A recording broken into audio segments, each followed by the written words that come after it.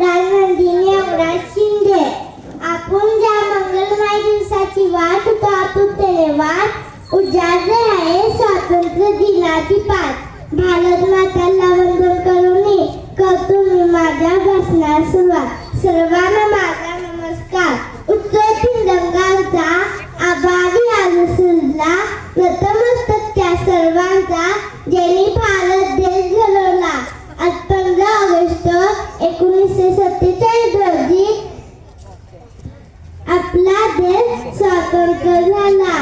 ही सकाळ सगळ्यांसाठी खूप वेगळी होती. 200हून अधिक वर्ष गुलामगिरीची चादर गुदमरलेल्या संसाराला मोकळा